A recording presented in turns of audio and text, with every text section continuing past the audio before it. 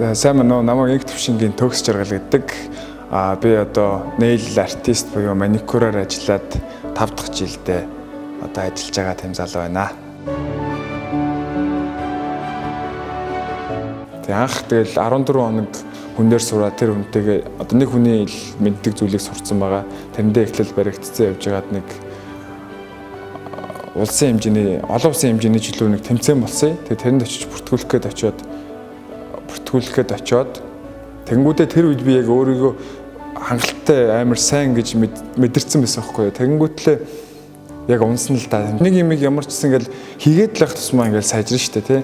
Тэрнээс ингээл хийхгүй үжиж шууд л ингээл сайжрах гэдэг бас би ч бас анх ингээл бас нэг амар шууд чаддаг зүйл болчоогүй тий. Хийсээр байгаа л одоо ингээд ямар ч гэсэн тодорхой төвшөнд хийж чаддаг болсон.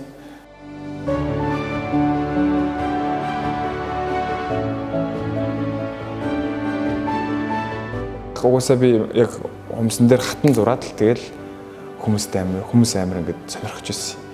Тэгэхээр ер нь бол мэдээж зурдаг хүмүүс зөндөө байдаг л ах. Гэхдээ би зургаараа ямар ч гэсэн ялгардаг. Чи яагаад маникюр хийх юм бэ гэж хүмүүс надаас асууна л да. Тэгээ би хариулахдаа би амар сонирхолтой болохоор энэ төр гэж хариулахгүй.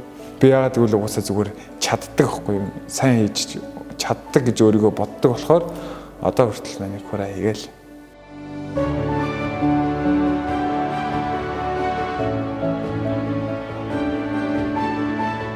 Шав бэлэн болсон цагт багш ер нь бол олдох нь амархан байдаг гэдэг.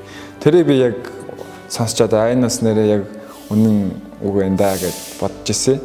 Сууж сурсан байх хэрэгтэй мэдээж. Тэгээд нэмбай авах хэрэгтэй. Маш цэвэрхэн байх хэрэгтэй. Ерөнхийдөө би 80-20 гэсэн зарчимтай байхгүй юу? 80% нь одоо зөв гол те. Эрүүл амьдрал, биеийн тамир гээл. Одоо жишээлбэл бүтэнсээ өдөр би хүссэн зүйлээ энэ унтуул унтна, ажиллахгүй.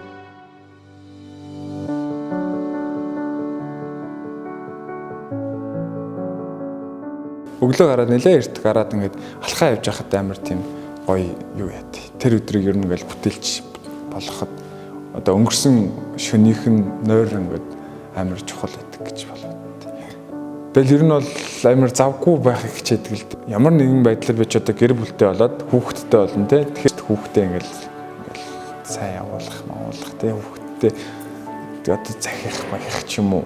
Тиймэрхүү юмнуудтай л бэлдэж байгаа хэм өөрийгөө зогсохгүй хөгжүүлэхээс өөр ер нь юу хийх юм бэ? Хийх юм айгүй байхгүй шүү дээ.